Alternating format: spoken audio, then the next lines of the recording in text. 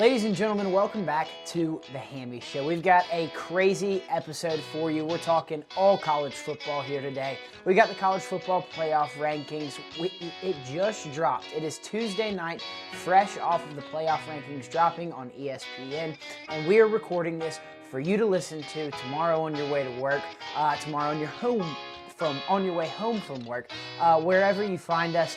You can listen to this as we react to the college football playoff rankings. We've then got the Lane Kiffin drama. Of course, we've got to talk about it and the rest of the coaching carousel, hires, the recent departures, all the rumors surrounding everything in the college football coaching carousel.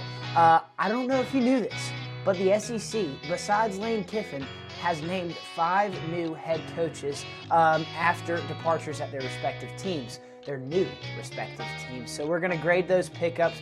We've got so much more to unpack for the rest of the week. We're going to do an entire preview show for Conference Championship weekend.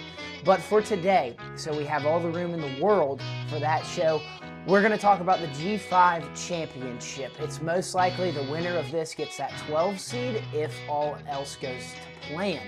But that is Tulane and North Texas meeting in the American Conference Championship. So we're going to preview that one as it looks like it will be the deciding factor for the college football playoff. But just a quick reminder, go ahead and subscribe to the Hammy Show here on YouTube. It means the world to us, and it helps us help you. We can bring you all the coverage you want and more if you just press that subscribe button on your YouTube pages right now. If we keep getting those subscription numbers up, which we are, we will be able to bring you all the content that you could ever dream of on every single platform. It keeps the lights on around here, so just hit that button. Like I said, it helps us help you. It doesn't sign you up for anything, so just press that subscription button. If you're listening on Spotify or Apple Podcasts, click that follow button as well. And then on the social channels, that's where we're keeping you daily updated. On Instagram, @the_Hammy Show, on Twitter, @the Hammy Show, and on TikTok, @the Hammy Show. Like I said, YouTube, The Hammy Show, Spotify, Apple Podcasts, The Hammy Show. You can find us anywhere and everywhere, and we're just trying to help out, man. We're talking college football, we're talking all sports, we're talking daily life, we're talking anything and everything you can think of. So help us out, and we really, really appreciate it. Before we jump into all of this craziness in the college football landscape, I want to talk about my friends at Backer. Now, these people hold a near dear spot in my heart. They are a special group of people that has started a special company. Corey Maynard and friends are the best people in the business, and they make the best fan gear in the business. You know, when you go to the bookstore and you're really looking for that warm overcoat or that dry rain jacket, but it has to have the Georgia G on it, or it has to have your specific team logo on it. Well, that's what Backer has done, but it's not some cheap bookstore material. Now, this is the nicest, best fan material in the business, the best fan gear in the game. Because it keeps you dry, because it keeps you warm, they've always got your back. That is Backer. There's some that are out there that aren't really waterproof. You go to a rainy game and it's you still get a little damp underneath. Or you go to a cold game, whether it's down here in Georgia now that it's finally getting cold, or you're up at Ohio State playing Michigan in the game and it's snowing. That's what Backer is here for. They've always got your back. They've always got your back. And for right now, and right now only, just kidding, it's going to be for a long time. I've got the best news in the entire world. We can get you some money off of your purchases from Backer.com. Use code HAMMY10, that is HAMMY10, and you will get 10% off of any single purchase you get from Backer. It is the best deal in the game. And I promise you, we're here to help you. Like I said, hit that subscription button and then go to Backer.com and get you a Christmas gift. Get it for your dad, get it for your mom, get it for your sister, your girlfriend, your boyfriend. I'm telling you, you won't be disappointed with this Backer stuff. They sent me some stuff, and that's why we can partner with them, because I'm passionate about how special Backer is to me. So use promo code HAMMY10, Hammy, spelled HAMMY10, and you will get 10% off on any and all purchases from Backer.com. All right, let's get down to business. We're talking CFP rankings first. Like I said, they have just dropped, and we have them fresh off the press right here. Yep, we went old school. We wrote it all down.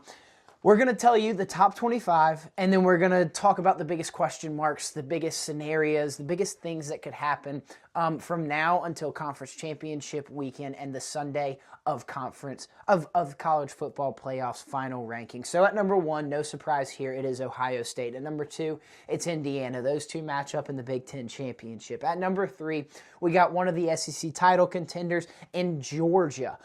Texas Tech is at number 4. 5 is Oregon. 6 is Ole Miss. 7 is Texas A&M after their terrible, dominating loss to Texas in rivalry week. They fall all the way from number 3 to number 7. At number 8, you got OU. At number 9, you got Alabama playing the other counterpart in the SEC championship. Number 10, Notre Dame. Number 11, BYU, one of the Big 12 representatives in their championship game, playing number 4, Texas Tech. So we've got some great matchups within the top 12 already this conference championship weekend. At number 12, you've got Miami. At number 13, Texas. They jump up 2 spots ahead of number 14, Vanderbilt, simply because they have the head-to-head. We'll get into that debate sooner rather than later. At number 15, Utah. At number 16, USC, as in Southern California. Number 17, the University of Virginia, playing in the ACC championship against unranked Duke, so we won't talk about them in these top 25. At number 18, you've got Arizona, a huge win for the Wildcats as they take down Arizona State, the defending Big 12 champs in rivalry week. At number 19, you've got Michigan. Number 20, Tulane, playing for the American Conference Championship. Number 21, Houston. Number 22, Georgia Tech. Interesting poll right here. Georgia Tech was number 23 last weekend, and they lost to Georgia and jumped up in the CFP rankings. At number 23, you've got Iowa. At number 24, you got North Texas playing Tulane in the American Conference Championship. And number 25, James Madison. Yes, the fighting presidents, if you will. James Madison playing in the Sun Belt Conference Championship this coming weekend against unranked Troy. So, we've got some major talking points to get to in this college football playoff rankings reveal. And the first, and what has to be the first, is the ACC Doomsday. The ACC is in peril right now because of one of the representatives that we aforementioned, and that is Duke. The 7-5 Blue Devils are playing for the conference championship in the Atlantic Coastal Conference. If Duke wins, it all goes to hell in a handbasket. It all goes to the absolute toilet. It is a dumpster fire in that conference, and they potentially have no one representing that conference in the college football playoff.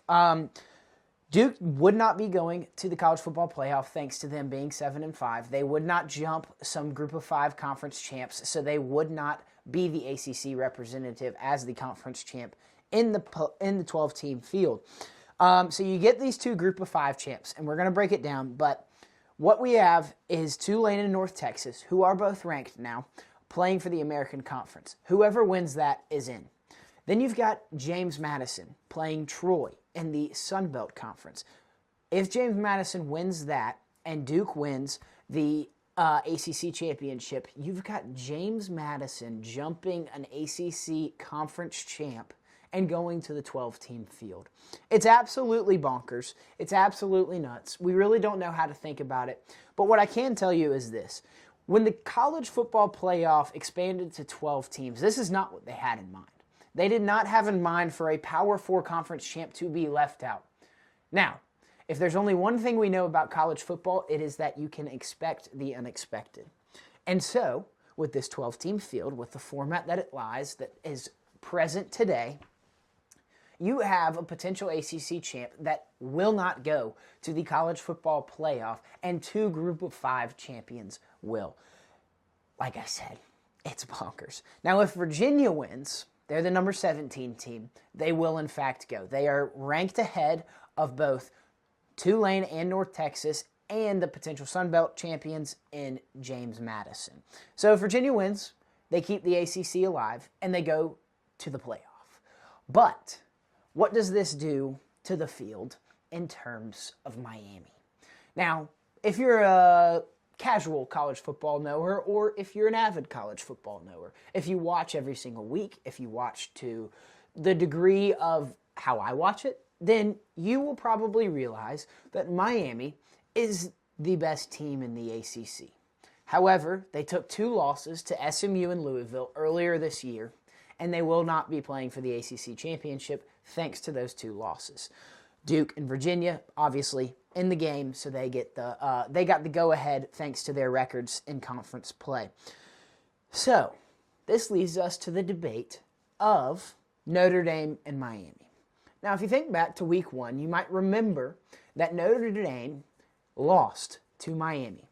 However, the Fighting Irish are ranked ahead of Miami in the college football playoff, and they have been in every single edition of the college football playoff rankings thus far. This is the 5th edition of those rankings. So the committee has realized that they screwed up. They screwed up from the get-go in the initial rankings. They put Miami, after their 2 losses to Louisville and SMU, as the number 18 team. Notre Dame was comfortably in the playoff at this time, and they still are. They have continued to win, but so has Miami since that. However, Miami has done it in a very, not unimpressive way, but kind of flying under the radar way, if you will. Miami has played nobody, essentially, except for Pitt this past weekend in rivalry week. Well, after that initial 18th spot in the initial college football playoff rankings, Miami just quietly moved to number 15 in the country in the next edition of it. They did nothing. They played nobody. It was absolutely asinine to see them jump after beating a nobody. I think it was a terrible Wake Forest team. I can't remember who exactly it was. You'll have to fact check me. But they jump up to number 15. And since then, they've just kind of eked their way up the college football playoff rankings. But Notre Dame has consistently still been far, far ahead of them in the college football playoff 12-team field. So, you might think to yourself, just like everybody else in this country is, well, how in the hell is Miami ranked behind Notre Dame if they have 2 losses and Notre Dame has 2 losses and Miami has the head-to-head win over Notre Dame? Well, to be quite frank with you, I have no freaking clue. Because I don't understand. If the head-to-head is the main criteria in which these college football playoff committee members are ranking these teams, then Miami should be ahead of Notre Dame. They've got the same exact amount of losses. Now, I know Notre Dame's losses are better losses, but why even play the game on a Saturday like they did earlier this year? It was actually a Monday when they played. It was Labor Day. But why play the game if Miami isn't going to be rewarded for beating this Notre Dame team? I still have no idea.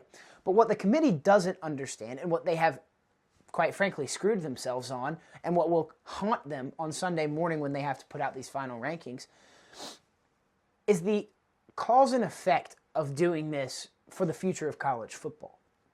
So think back to a few weeks ago when the SEC was playing a bunch of cupcakes ahead of rivalry week, right? Everybody's mad because, Georgia's playing Charlotte. Alabama's playing Illinois State. Somebody, I don't even know. Auburn's playing Mercer. All these SEC teams are playing get-right games for rivalry week. And the college football media, the college football fans are all pissed off, calling the SEC a bunch of frauds for scheduling these games this late in the year. Well, if the committee does this, if they put Notre Dame in over Miami, leaving Miami out of the 12-team field, they will have started a chain reaction of these big-time schools not scheduling these marquee matchups in non-conference play. We won't get the Ohio State-Texas game. We won't get the Texas A&M Notre Dame game. We won't get Miami-Notre Dame because the committee is showing that if you play early enough in the season, even if you win that game, they're not going to reward you. It doesn't really matter.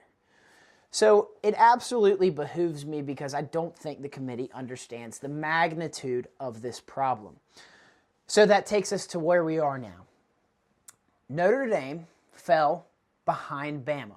They were number 9 last week, and they go to number 10 this week. Miami jumps to number 12 in the rankings. Now, they are not theoretically in the college football playoff, even though they are a top 12 team, because they are not the ACC representative in the conference championship. So Miami's only hope of getting in the college football playoff is as an at-large team. How that makes sense is how the committee ranks them.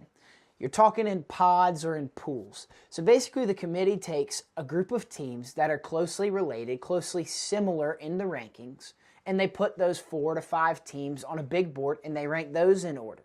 And then they take the next pod of teams and they rank those in order. So they break it down into these groups of teams of 4 or 5, and that's how they get their rankings. They then pile it together and there's your top 25. So what doesn't make sense to me, but behooves me, is Notre Dame and Miami keep getting closer and closer in these rankings. Notre Dame has dropped, not much, just a spot, while Miami has continued to climb from number 18. They're meeting right here in the middle. There's only one team that separates them in between, and that's BYU at number 11. With that being said, how are these teams not ranked in the same pod or in the same pool, whatever you want to call it? I don't know. I don't know, because the committee has said that they really they aren't answering it. When the president goes on with Reese Davis after the rankings are revealed, he has shied away from this question. He has not said a damn thing about what they're going to do with the Notre Dame-Miami debate. So you've got these two teams that are this close ranked, and they're not being ranked in the same pod. Therefore, Miami is not getting this head-to-head benefit with a win over Notre Dame that they should be getting. And it's absolutely insane. But the real question mark behind this, and what really sparks this conversation, especially today, is Alabama jumped Notre Dame, so it's putting Notre Dame even closer. So that leads us to our next big question. Alabama over Notre Dame. It was probably the most notable thing that happened in these college football playoff rankings. What is going to happen with Alabama if they lose the SEC championship game? Well, what the committee just did today was they absolutely saved their asses. They put Alabama over Notre Dame at number 9 in the nation. So if Alabama loses the SEC championship game this Saturday to Georgia, they are comfortably in the college football playoff, and they will not be removed from the college football playoff if they lose. So, do I agree with this? Actually, yes. As much as I would hate to see Alabama for a third time in the college football playoff, Alabama deserves to be in. If you look at it from this standpoint, it all makes sense. Bama is the technical number 1 overall seed in the SEC championship. They'll be wearing the home jerseys, and Georgia will be wearing white.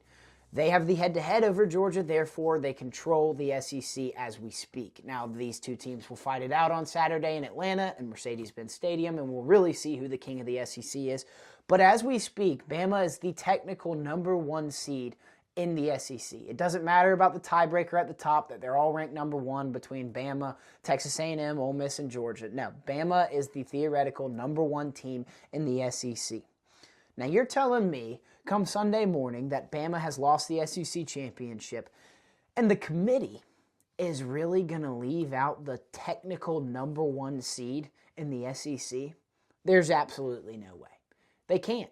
The SEC would rant and rave and hoop and holler, and they would be sorely pissed off. Greg Sankey would make it his life's mission to take down the college football playoff committee and watch it burn to the ground, literally, if Alabama was left out of the college football playoff.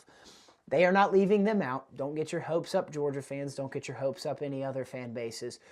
You will see, somebody at least will see Alabama in the college football playoff, even with 3 losses in that SEC championship game. Thanks to that SEC championship game giving them their 3rd loss. But the other side of this, the flip side on this coin, is what happens if Alabama wins the SEC championship. Well, if they beat Georgia for a second time, who is the number 3 team in the nation right now, they would then most likely jump from number 9 to a top 4 seed. Because, once again, you think the SEC, you think Commissioner Greg Sankey would allow his SEC champion to not get a bye? I don't care if they have 2 losses. Georgia had 2 losses last year. I don't care if one of their losses is to Florida State. I don't care that they barely beat Georgia. I don't care that they lost to Oklahoma. The Alabama SEC champions, in this theoretical sense, would be a top 4 team, and they would get a bye. Once again, who would take their place in the top 4? An at-large team? You're telling me a team like a Oregon a third Big Ten team in the top 4 would happen. Or a team like Texas Tech, which they'll probably win the conference championship and be in the top 4. But a team like, who's number 6 in the country? Let's see. An Ole Miss, an at-large SEC team, would hop both Georgia and Alabama after not playing in the conference championship and get a bye. Ladies and gentlemen, it's not going to happen. Alabama is safe and sound in this college football playoff, and if they win, they're safe and sound with a top 4 seed. So, that's that. That's my stance. I rest my case. The next topic we have to discuss is the group of 5. Now, I know we touched on it a little bit in the ACC Doomsday scenario, but I want to talk about these 2 games, and we're going to get to the preview of the American Conference Championship between Tulane and North Texas. But the big takeaway that I had from tonight was we finally got to see where all of these 3 teams, Tulane, North Texas, and JMU, got ranked, and how these guys were going to rank, how this committee was going to rank them in the certain pecking order that they did. What they did is they put both of the title contenders, North Texas and Tulane, ahead of James Madison. Why would they do this? Well, that is in case if whoever wins the American Conference Championship will get in over JMU if there's only one group of 5 representative in the college football playoff. They wanted it this way because the committee respects the American Conference and the quality of opponent in that conference over that of the Sun Belt Conference and JMU's opponents.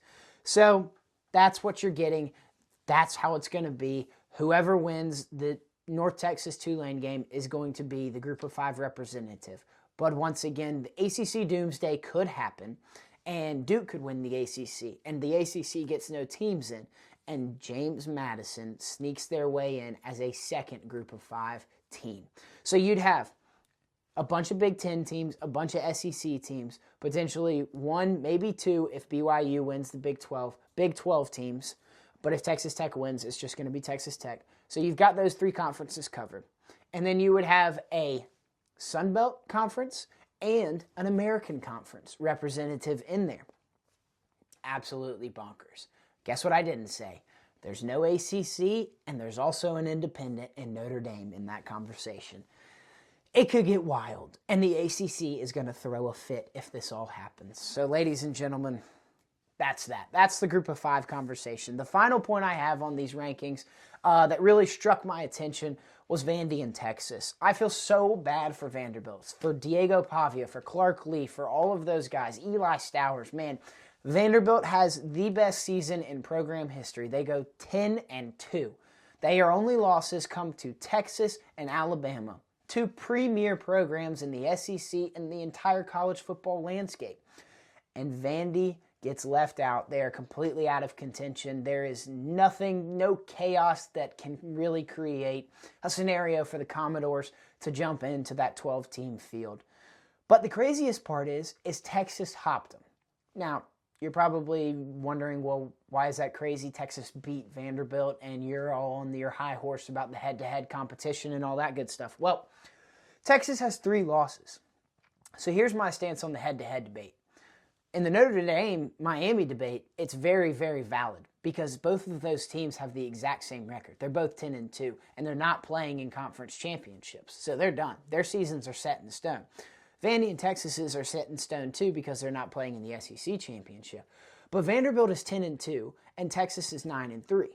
I think the one extra loss, I don't care if you have the head-to-head, should put you behind them. You look at the other teams in the top 12. Georgia has 1 loss, but they lost the head-to-head to Alabama. Alabama has 2 losses, and they're far, far behind Georgia. So it confuses me that Vanderbilt isn't going to get the go-ahead over Texas as a 10-2 team versus Texas's 9-3. Now, I know everybody that's a Texas homer is going to come at me and be like, well, Texas played or beat 3 top 10 opponents. I get that. I totally get that. But you lost to Florida. You got boat raced by Georgia. And I know it was at the beginning of the season, but you got beat by 7 at Ohio State. I know that's a great a great loss, and it's a tough environment, and you should get a reward for playing a tough non-conference game, but you lost all 3. And at the end of the day, I think 3 losses should be a lesser-ranked team than a 2-loss team. So there's my my stance on it. There's my college football playoff rankings discussion. It was a crazy one. It really was. We've seen, some very little movement in the recent weeks just because of rivalry week. We saw mainly the favorites win, except for Texas A&M drops. We also saw, some close ones and stuff, but largely little movement. The weekend going into rivalry week, that prior rankings, we saw very little because of the cupcake schedule that these teams were playing. So you never know what's going to happen. And chaos, which is a guarantee in college football, could happen. And Sunday could be a rude awakening for this college football playoff committee. So before we get into this coaching carousel headlined by Lane Kiffin, we've got another ad to get to. I want to talk about TCK socks, man. This is a cool brand. Every pro athlete, every MLB player, every NFL player, soccer player wears these socks. They're the best socks in the game. Twin Cities Knitting. These guys have taken a step up, and they've come into the college landscape, and they have dominated it. It's awesome. So if you are an athlete, yeah, I know you're listening, get you some TCK socks. They're awesome. They're comfortable. They keep you warm. They give you plenty of support. They are not non-sweat socks. It's awesome. They're the best in the game. But if you're a fan, if you're the one walking around in the stadium just watching the game, they're also the best socks. They've got the logos. They've got licensed. So they sent me a bunch of Georgia socks and a bunch of just regular athletic socks for all the weightlifting and running that I'm doing. And they're awesome. I'm telling you, I can't take them off my feet. I would show you, but I can't hike my leg up that high. But I got them on. TCK socks, man, I'm telling you, they're the best in the business. And guess what? We've got another discount code for you. Hammy10, once again, Hammy10. You can use that discount and you will get 10% off on any and all purchases from TCK socks. So I know everybody's looking for Christmas gifts. I know all of you listening are absolute diehard Bulldogs, Crimson Tide fans, LSU fans, Florida fans, Ohio State, Oregon, USC, whoever. They've got it all. They've got the best stuff in the business, and you can get 10% off for any Christmas gift that you want. Any pair of socks that you want. They make a great stocking stuffer. I'm just saying. That's once again Hammy10, Hammy10, to get your 10% off on any and all socks from TCK Sports. Thank you. And let's continue to the show. Oh, the coaching carousel goes round and round and round and round and round and round. But who headlines it all? Well, that is Lane Kiffin. Notorious Lane. Notorious Lane. Lane Kiffin to LSU. We have not reacted to it yet on the Hammy Show because I knew we would do it right here on this episode. We've got a bunch of social media coverage on it, but everybody wants to know what my take is on it, what I'm thinking, and to be quite honest, ladies and gents, I don't know. I really don't know which way to lean. I'm leaning against Lane Kiffin. I'm leaning toward Ole Miss. I'm leaning on Pete Golding. I'm leaning on Keith Carter, the athletic director at Ole Miss. I think they're more in the right, but I don't necessarily think Lane Kiffin is all in the wrong. Rick Pitino said it best. He tweeted out on November 30th, "I'm not knocking football, but there's something wrong with their calendar. I'm at St. John's, and we are potentially a 1 seed and can win a national championship this year. And I leave in March? ? What is going on here?" I couldn't agree with Rick Pitino more. Now, this is my biggest take that I like the most, is that the college football schedule is all sorts of foobarred. You know what that means. Effed up beyond all repair. The fact that we are going into the playoffs, the fact that Lane Kiffin has a national contending team in Oxford, Mississippi with the Ole Miss Rebels, and he is forced to do this. Now, I know he didn't leave in the best way, and I know every conversation. I know all that happened. I've seen everything. I've read everything. I would call myself one of the experts on this situation. Sorry, that's bragging. I sound like Lane Kiffin. But I really do think it's not all his fault. And I'll tell you why.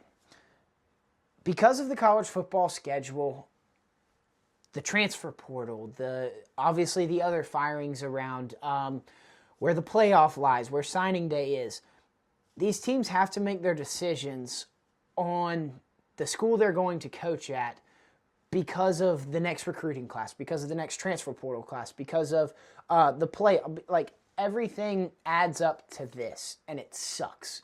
It absolutely sucks. So not all my blame is on Lane Kiffin because he was dealt a pretty shitty hand, and he has to deal with it. So, whose fault is it? The college football playoff schedule's fault mainly. Now, we can get into the Lane slander. You can't spell slander without Lane, all right? Kiffin will forever be seen as an absolute dirtbag in Oxford, Mississippi. Most likely a dirtbag in Knoxville, Tennessee, a dirtbag in Tuscaloosa, Alabama, a dirtbag in Southern California. That's who Lane is. And if you're at LSU, good luck. I hope he doesn't do it to you as well. But it's going to be a tough road because actions speak louder than words. Whatever Lane has said on Twitter, on whatever social media network, on TV, in post-game interviews, in game day interviews, in his documentary, his actions have spoken louder. They're speaking louder what happened at Tennessee after he left with just staying there with just 1 year under his belt. They're speaking louder when he got fired from USC on the tarmac, getting on a plane. They're speaking louder when Nick Saban told him to get out of his office and get out of the Alabama building. And now they're speaking the loudest with this Ole Miss departure. I was listening to an interview done by, I couldn't tell you the name of it, and I'm sorry that I can't give credit. The school paper at Ole Miss was doing some people on the street interviews in Oxford, asking these college students at Ole Miss what their thoughts were on the Lane Kiffin situation. And one girl came on and she said, "I'm from Cleveland, Ohio, and I thought LeBron leaving Cleveland was the worst thing I had ever seen in sports. I thought it ripped my heart out. It was a knife in the throat. It sucked." And this topped it. And I get it. I get it. College athletics, in my opinion, are the greatest athletics because you not only are a rebel or you are a dog, like you went there, so you can say that. You are that university. You are a Georgia Bulldog. You are an Ole Miss Rebel. You are an Alabama Crimson Tide. You are an LSU Tiger. You are whatever. With pro sports, you can say you are a Laker or you are a Cavalier. You are a Celtic. You are a Brown, a Patriot, whatever. But you never played there. There's players that can say that. But as a fan, you can't say you are a Laker. You are a Celtic. In college, you can, and that's what makes it so special. That's what hurts this Ole Miss fan base, because they are rebels. They are Ole Miss. They are Oxford, Mississippi. They are a community. And Lane Kiffin, Indiana Jones them, stuck his hand in their chest, twisted it, and ripped their heart out. And it sucks. So yes, he will always be a dirtbag. How he left stinks. And like I said, it's not all the blame on him. The college football playoff schedule sucks. Or the college football landscape schedule sucks. But how he left really sucks. The reports that have come out of him getting dragged out of the Ole Miss facility hysterically, screaming, yelling, the threats that he said he would poach players and coaches if they didn't get on the plane with him, the threat that he would, or the lies that he tweeted later saying, I wasn't allowed to meet with the team, but the whole team told me that they wanted me to come back and they wanted me to coach them through the playoffs. Now, actual Ole Miss players have said, yeah, everybody in that locker room can vouch. That was never said. None of us, not one of us said that we want him to come coach the playoffs. They're all in on Pete Golding. So what really, really blows is just how terrible the situation is. How terrible it is that Lane Kiffin treated Ole Miss like this. So like I said, not all of the blame is on him. I'd go 80% is on him. 80-20. We'll go 20% on the college football schedule and 80% on Lane Kiffin for how he left Ole Miss. So there's my 2 cents on that, but let's talk about him at LSU. This is the future. This is the now. This is everything that's ahead of us in college football at LSU, in Baton Rouge, in Oxford, Mississippi. We've got to talk about what happens now. And that's LSU getting Lane Kiffin. This is a great hire. In the college football coaching carousel that is 2025, It's the best hire thus far. Now, Penn State still hasn't decided on a head coach, but I don't think they have a home run grand slam in their back pocket that they're ready to pull out. I think Lane Kiffin is the best coach on the market, and he got the best job. LSU is a top 5 job in college football, and there's no ifs, ands, or buts. You have the support, the NIL, you have the recruiting ability. In the state of Louisiana and in the Southeast, you have a plethora of football players that can play at the college level and be game wreckers. So Lane Kiffin is walking into a great situation where they are allotting him $25 million a year in NIL money. Now, we all know what Lane did at Ole Miss with the transfer portal. If he takes this at LSU, he's going to win a national championship, at least an SEC championship. This is a great hire, but here's my grade. This is what you've all been waiting for. LSU to Lane Kiffin, an A. I'll tell you why. It is the best hire, but it's an expectation. The LSU job expects and hangs their hat on the fact that the 3 coaches before Brian Kelly all won national championships: Ed Orgeron, Les Miles, and Nick Saban. They are a premier program. They are an upper echelon program. They can compete with anybody if the right coach is sitting at that desk and calling the plays. That is what Lane Kiffin is. Why it's not an A+ is the expectation. The expectation is for him to be at LSU for the rest of his life, for him to stay at LSU until he retires from coaching. Well, ladies and gentlemen, if time has taught us something, it is that Lane Kiffin will leave. And I'm not saying it's going to happen, but why this isn't an A+ hire is because of that lurking little thought in the back of your head that says, well, if he's done it once, if he's done it 4 times, he's going to do it again. If the Falcons come calling, if the Chiefs come calling once Andy Reid retires, if the Saints come calling when they keep sucking, if whoever in the NFL calls, you don't think Lane's going to hear them out? Just saying. You think Kalen DeBoer leaving Alabama is out of the cards? Not at all. Not one bit. You think that Alabama job comes open and Lane doesn't get a call? I'm just saying. Lane Kiffin is not an A+ hire at LSU because of his threat to leave. That's my 2 cents. That's my grade. A, Lane Kiffin, LSU. So we got to talk about the replacement at Ole Miss now. It's a perfect segue. Pete Golding replaces Lane Kiffin at Ole Miss as the next head coach of the Rebels. I think this is a great job by athletic director Keith Carter. This needed to happen. I think it's the perfect way for it to happen in the sense of going into the playoffs. You want somebody that's in the building to obviously be named an interim head coach, but you want somebody in the building to be the head coach forever. I like the move to name him the full-time head coach, to go ahead and scratch all the coaching search, scratch all of that noise, that outside noise that comes into Oxford, Mississippi, and you got your guy. You got your guy for the foreseeable future, and you've got a university that believes in him. And I think the most important part is the vendetta they have against LSU and against Lane Kiffin and against the rest of the college football world. Because they felt betrayed, because they feel like they had their hearts ripped out, Ole Miss is a dangerous, dangerous team. And they've got a guy in there who feels just as betrayed. A guy in Pete Golding who was hired by Lane Kiffin to Ole Miss. A guy in Pete Golding who stayed at Ole Miss despite Lane Kiffin leaving.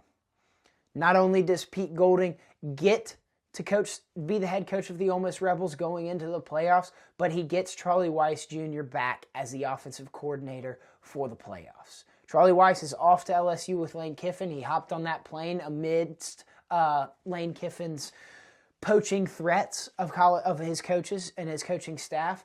But Charlie Weis Jr. is allowed, according to Lane Kiffin, to come back to Ole Miss and be the offensive coordinator for the Rebels' playoff run. I love that for them. They can worry about an offensive coordinator after this season. Pete Golding can set up his staff in February, March, whenever. But for right now, you've got Charlie Weis Jr., you've got Pete Golding as your head coach, and I love it. I think this is a dangerous, dangerous team going into the playoffs, and I think Pete Golding is a dangerous, dangerous coach. I think what he wants to do at Ole Miss is stay there and stay there for a while, and he wants to be a national championship contending team. He wants to be a slap in the face to Lane Kiffin. He wants to be a slap in the face to LSU, and I talked about that vendetta. That vendetta is not only important this year because they've got this sort of edge going into the playoffs, but it is so important for years following. Next year when Ole Miss goes to LSU, you don't think that locker room, that head coach and Pete Golding wants to beat the brakes out of LSU and Lane Kiffin? That is one of their biggest rivals. Outside of Mississippi State playing in the Egg Bowl at the end of the year, every single year, the Magnolia Bowl between LSU and Ole Miss is a heated rivalry. An underrated one at that. It is Ole Miss's second biggest rival, and Lane Kiffin leaves for them. That's beside the point. We already talked about it. But Pete Golding has that edge over Lane Kiffin and LSU. He wants to show them that he can do it. And Lane could have done it at Ole Miss. He could be a national championship contending coach with the Rebels in Oxford, Mississippi. So I love it. I want to talk about a quick message from Keith Carter. Soon after the departure of Lane Kiffin, Keith Carter said Lane was escorted out of the building while acting hysterically and not allowed to talk to the team. Pete is working to retain all of our staff, and we believe all are staying, all defensive and most offensive, minus a couple. Pete is the heart and soul of the locker room and our number one recruiter and relationship guy. Playoff recruiting and program continuity were paramount. It has been a long process and frustrating at times, but this is the right decision for now and the future of Ole Miss football. Let's keep this thing rolling and go get the natty. We have a game in 3 weeks and hope to see all of you there. He sent that to the Ole Miss largest booster club, the Vaught Society. I'm all in on Pete Golding. I'm all in on the Ole Miss Rebels. I love this hire. What's my grade? Pete Golding to Ole Miss, this is a B+. I love this hire. I think he knows the team, and that's a serious threat for Pete Golding in that locker room. To be part of it already and to take this team into the playoffs and into the future of Ole Miss football, I think it is paramount, just as Keith Carter said. I think this is an awesome hire because of the vendetta, like I talked about. I think this is an awesome hire because of the recruiting person that he is. I think this is an even better hire because under Lane Kiffin, he learned how to navigate the transfer portal. Lane Kiffin was the best in the business at the transfer portal, and he probably will be at LSU. But you know who was probably second? Is Pete Golding, because he was in that building and he was learning from the best. Now, he will be one of the best as a head coach. I love the Pete Golding hire. He gets a B+ as the Ole Miss head coach. Moving on, another SEC school announced their head coaching hire on Sunday, and that is John Summerall to Florida. Pause for a quick sip. I think this is another great hire too. I know Auburn really wanted John Summerall, and I think Auburn in the 11th hour screwed the pooch, and Florida went in and swooped him. I love this because John Summerall is an offensive genius. I love this because he is a kind of firepower in the group of five. He's going to be exciting. He's a good recruiter. He's going to be the guy at Florida for the foreseeable future, barring all chaos. I mean, Florida is one of the toughest jobs to win at because you only have a short leash to get to that national championship contending level. So that's what scares me about it. If you don't play, they don't play for quite some time, so John Summerall has some time to win over the trust of this Florida fan base. So what's this grade? I think this is a B for Florida to get John Summerall. You didn't want to hire another group of five head coach because you had such a terrible experience with Sunbelt Billy. Well, now you get American John Summerall, an American hero in John Summerall. I think the tough thing for John Summerall is winning this fan base over. Because Florida thought they were going to get Lane Kiffin and they were only handed John Summerall, those Florida fans are going to be a little antsy, a little, oh gosh, we really missed out. Oh man, we only got John Summerall, another group of five guy. So I think he's going to struggle winning this fan base over, but like I said, the Gators don't play for quite some time. They're not going to a bowl game. They've got all of spring, this entire recruiting cycle, early signing day on Wednesday.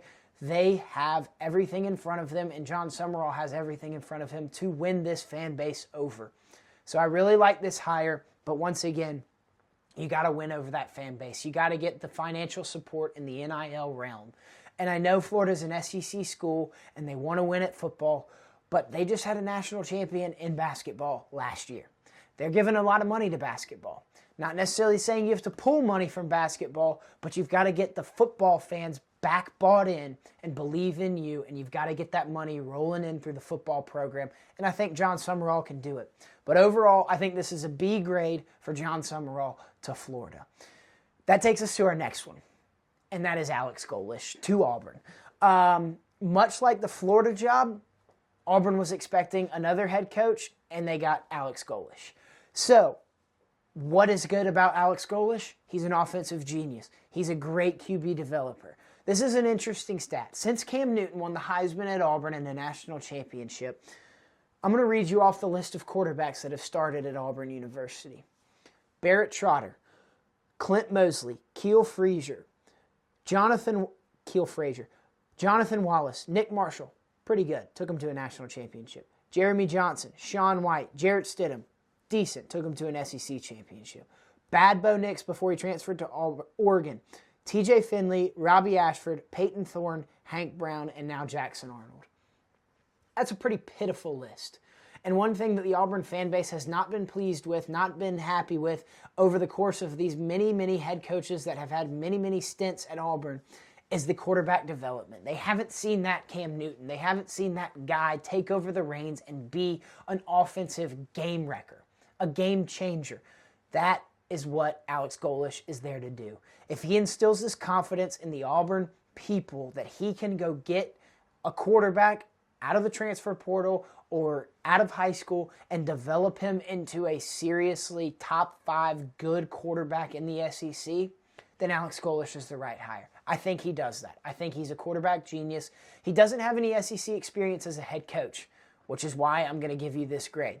Alex Golesh to Auburn is a B. Just like John Summerall to Florida, he gets a B grade because they expected another head coach and they got Alex Golesh. Auburn wanted John Summerall, and in the 11th hour they screwed that up and they get Alex Golesh.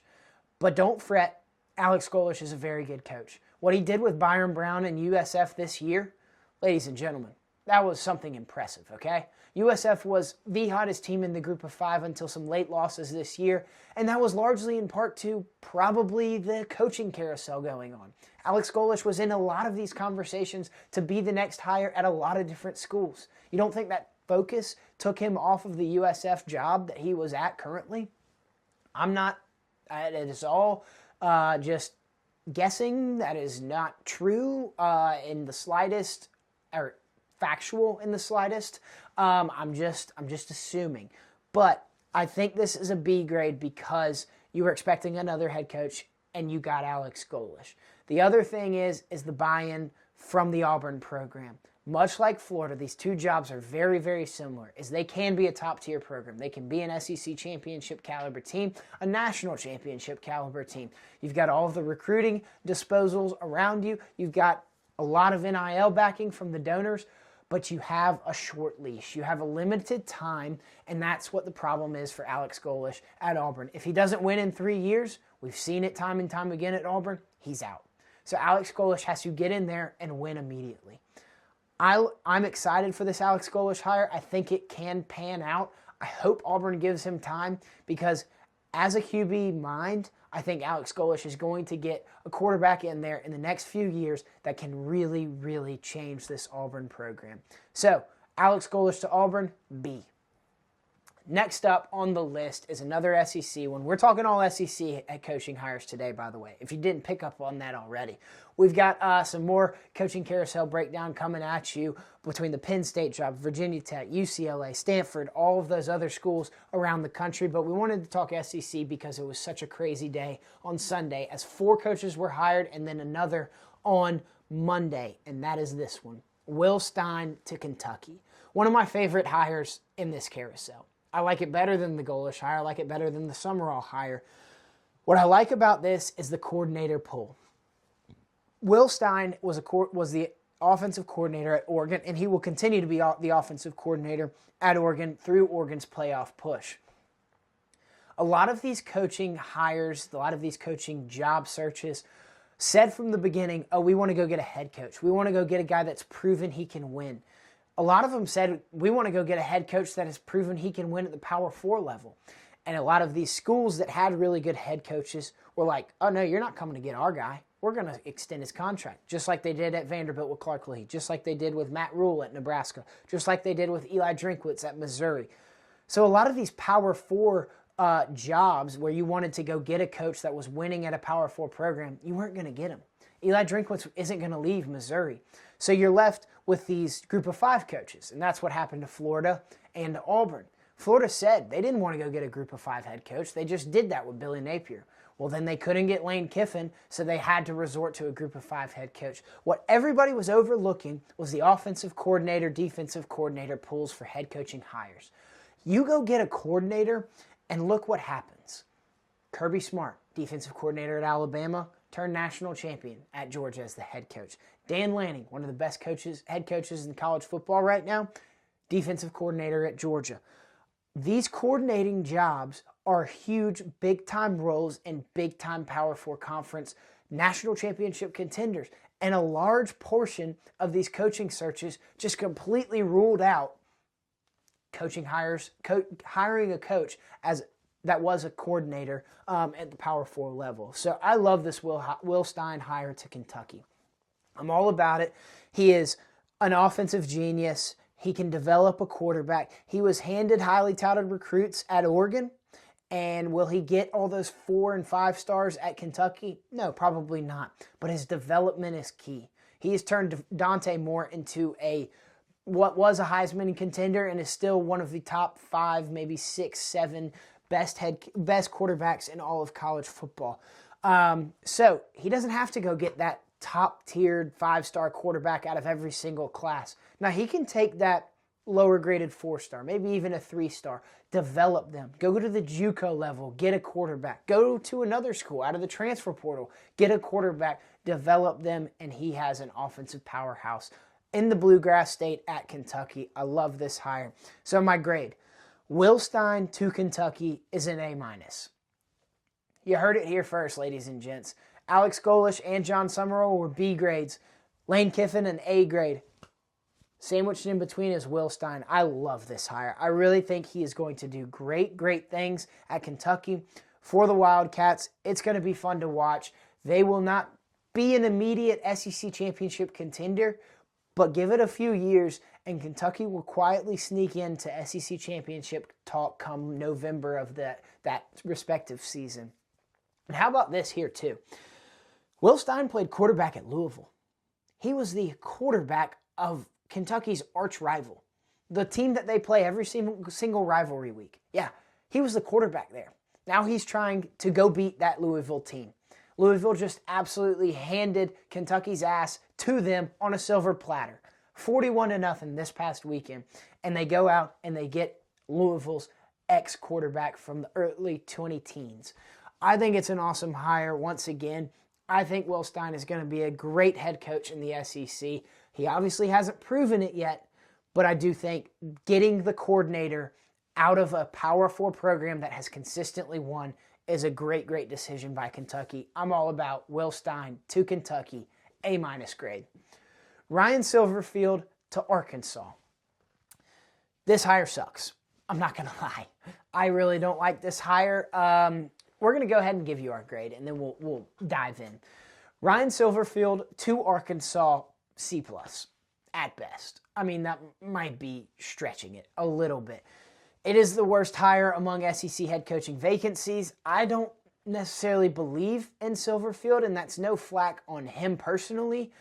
I just think he was handed on a silver platter, gifted a Memphis program that had already established themselves as a serious American Conference title contender, a serious Group of 5 contender, especially in this 12-team format, from Mike Norvell. Mike Norvell is the one that built Memphis.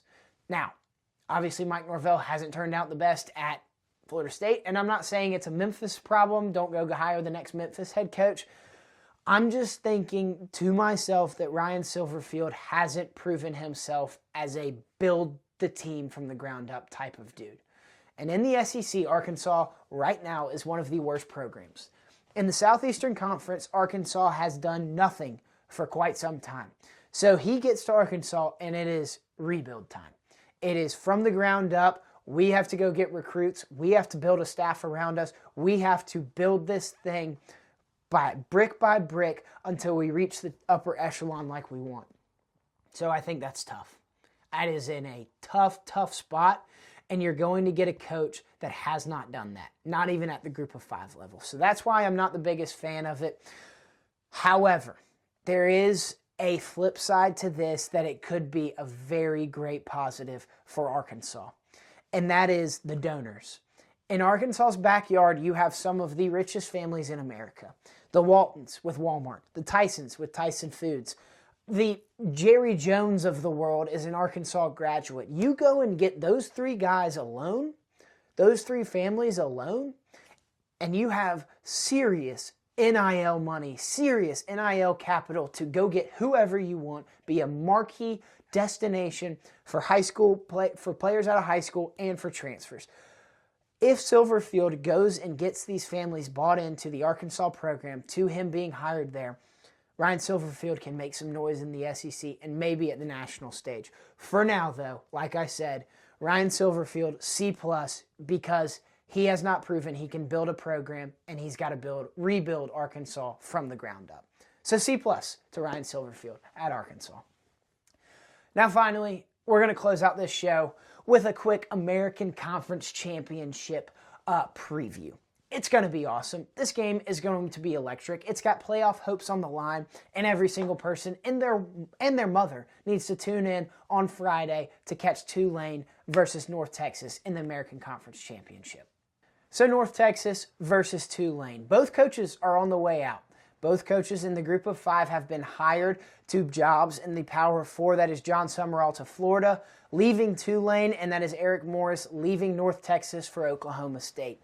These are two marquee coaches. They were big-time names on all of the coaching boards, big boards for all of these jobs in this crazy coaching carousel. So if one of them was leaving while the other was staying, I'd give that team the benefit of the doubt. But since both are leaving, I really don't know which way to lean in the coaching battle that will be Friday night between Tulane and North Texas.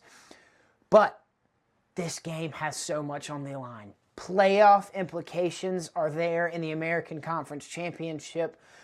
They could have playoff games playing at a Power 5 stadium. It's going to be awesome. They're going to duke it out. They're going to leave it all out on the field. I'm excited for this one.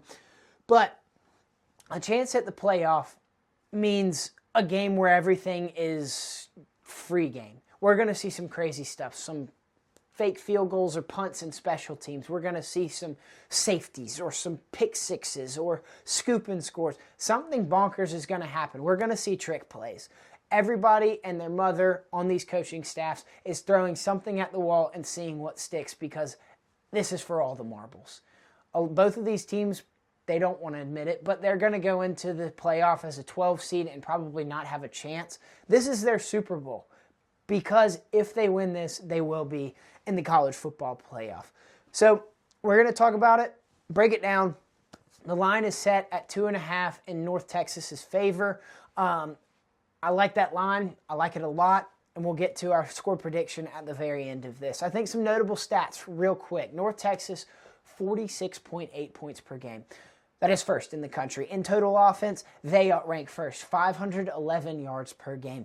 This team is an offensive powerhouse, and I'm really excited for Eric Morris to Oklahoma State because of that. That's another conversation, however.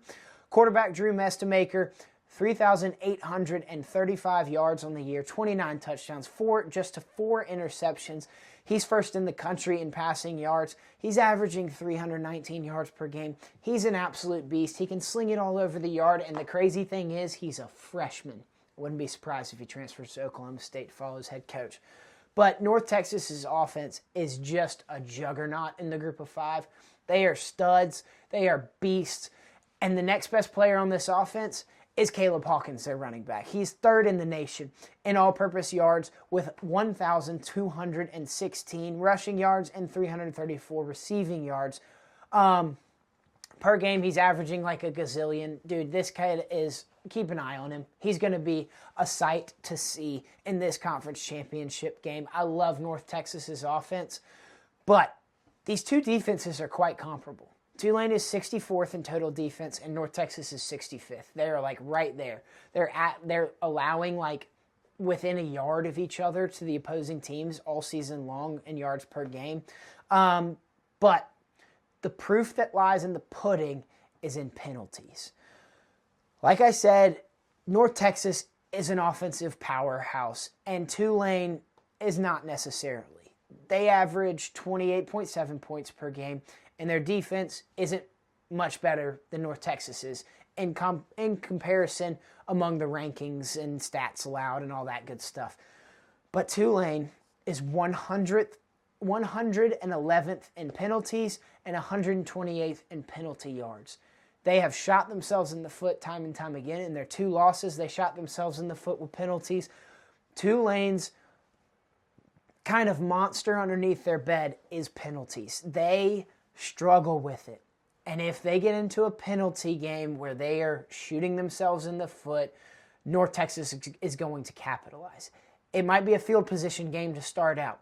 And with field position, penalties are of the utmost importance. If Tulane has any shot at shutting down this North Texas offense, there can't be pass interferences. There can't be offsides. You cannot jump when the hard count happens. Like, there's so many little things that could be key things. And if North Texas gets a hold of that in a field position game early on, and they get good field position, their offense is going to score. They're first in the nation. So if Tulane commits a bunch of penalties and shoots themselves in the foot, it's going to be a tough sledding for the Green Wave. North Texas, on the other hand, is 28th in penalties and 16th in penalty yards. They're a super disciplined team. They don't jump on false starts. They are not a very good, like we said, defense. They're a pretty average defense in the scope of the national landscape. But they're disciplined, man. They don't make a lot of mistakes that shoot themselves in the foot. So like I said, if Tulane gets into these penalty troubles, it's going to be tough sledding. But how Tulane can win is on third down. North Texas is 113th in third down defense, allowing 77 first downs when the opposition gets to third down. If Tulane stays ahead of the chains and then they find themselves in a few third down situations, a 3rd and 4, a 3rd and 7, anything 3rd and medium or less, Tulane is going to be in the favorability market of getting that first down because North Texas sucks at it. They cannot stop you on third down. So Tulane, if they stay ahead of the chains, they can win this game. However, if this game goes to a shootout, all my money's on North Texas. North Texas can beat you in a shootout. If you get to both above 30 points, call it quits, man. The Mean Green is going to take over.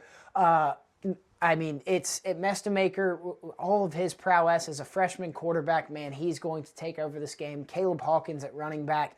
You have to, as a Tulane Green Wave, you've got to keep it between the hashes, get ahead of the chains, and get first downs on third downs. That's their key to the game.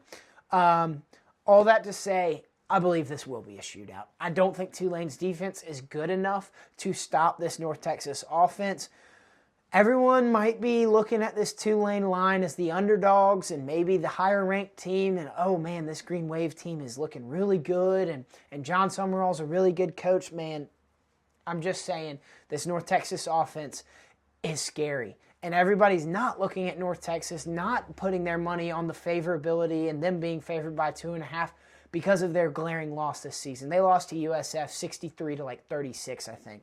It was in early October. Since that game, North Texas has scored 50-plus points in 5 of their last 6. The one game they didn't, they still won, and it was against Navy. They won 31-17.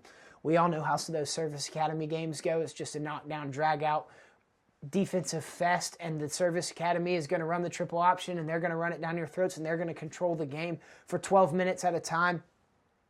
But North Texas still managed to put 31 points on the board. Other than that, they put 50-plus up. So I love this North Texas offense. I think it gets into somewhat of a shootout. The line's at 2.5, like I said. North Texas favored. Give me North Texas 38-27. Mean Green to cover. Mean Green to win the American Conference Championship. The Mean Green off to the college football playoff. That is North Texas for you, ladies and gentlemen. An offensive firepower, powerhouse, whatever you want to call it. I love North Texas in this game. But ladies and gentlemen, that was a hell of an episode. I got to take a sip of water before I even do the outro. I'm like out of breath. But once again, this is the Hammy Show. Like I said earlier, Please go subscribe to us on the YouTube channel. We really appreciate any and all subscriptions. It has been such a joy to take the Hammy Show over and do it as my full-time gig, but we need those subscriptions to keep the lights on here at the Hammy Show studios, the Hammy Show headquarters, the Ham Cave, whatever you want to call it. So hit that subscribe button on your YouTube channels. On Instagram, follow us at _Hammy Show. On X and on TikTok, follow us at The Hammy Show. And on Spotify, Apple Podcasts, YouTube, wherever you get your podcast, find us at The Hammy Show. Subscribe, follow, do whatever. We really appreciate you guys. We've got a ton of coverage coming at you. I've got one last announcement before we wrap this thing up, and that is where we're going this weekend. I announced it on the live stream earlier tonight for the college football playoff reveal.